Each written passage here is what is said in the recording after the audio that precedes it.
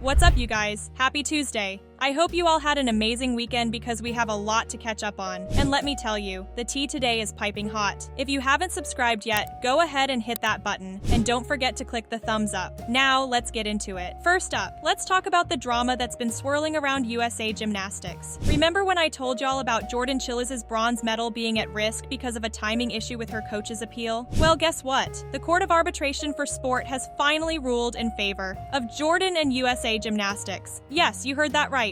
Jordan Chiles was stripped of her bronze medal in the floor exercise. He is appealing that decision and says it has new video evidence to prove. The video evidence they submitted was enough to prove that the appeal was made within the 1-minute deadline. So, Jordan gets to keep her bronze medal, and justice is served. Can we get a round of applause for that? But let me tell you, the Olympics is still on thin ice with all the credibility issues they've been having. I mean, from the Sha'Carri Richardson saga to the way they've treated other athletes, people are starting to seriously question how things are being run. This ruling in Jordan's favor is a step in the right direction, but they still have a long way to go to rebuild trust. But okay, y'all, let's shift gears to some Bravo tea that is just too juicy to ignore. So, Mark Daly, you know, Kenya Moore's ex, decided to open his mouth and spill some serious shade on Andy Cohen. Mr. Cohen. And you know what's funny? Everyone said, oh, Mark, you this, Mark, you that. You know what? Like, y'all, he straight up called Andy a snake on camera. According to Mark, if he had been around, he would have protected Kenya from the way Bravo treated her.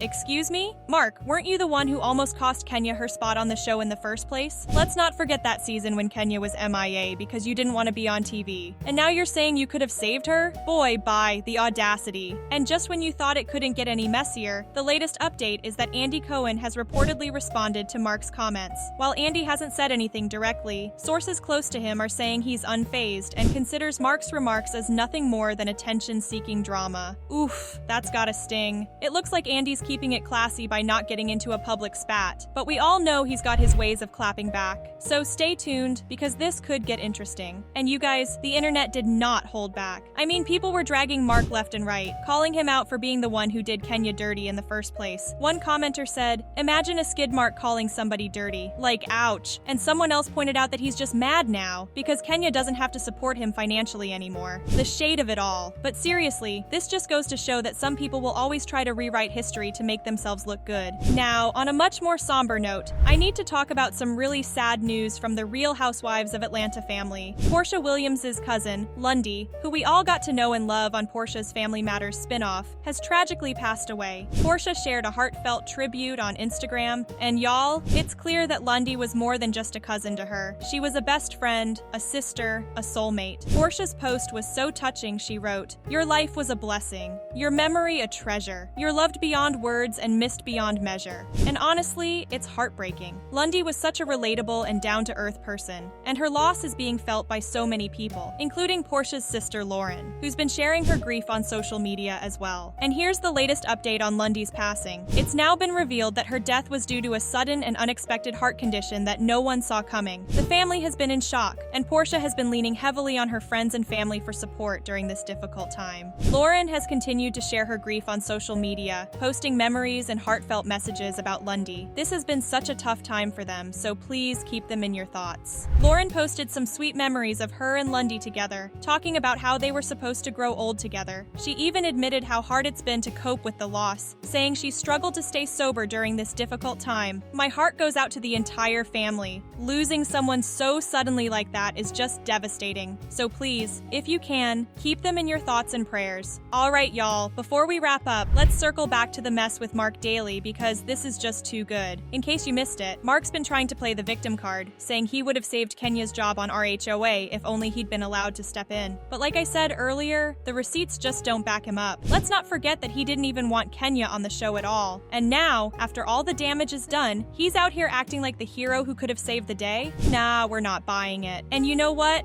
It's not just the fans who are over Mark's antics. People in the comments are saying he's only speaking out now because he's bitter that Kenya's moved on and doesn't need him anymore. And honestly, they might be right. Kenya has been living her best life, and Mark just can't handle it. It's giving major bitter ex vibes, and it's not a good look. So, what do y'all think? Is Mark just salty because he's out of the picture now? Or do you think he really believes he could have helped Kenya? And how are you guys feeling about the situation with Jordan Chiles and USA Gymnastics? Let me know in the comments below because I am dying dying to hear your thoughts. And don't forget, if you haven't already, hit that subscribe button and give this video a thumbs up. We've got so much more tea to spill, and you won't want to miss it. Until next time, stay messy, and I'll catch you later.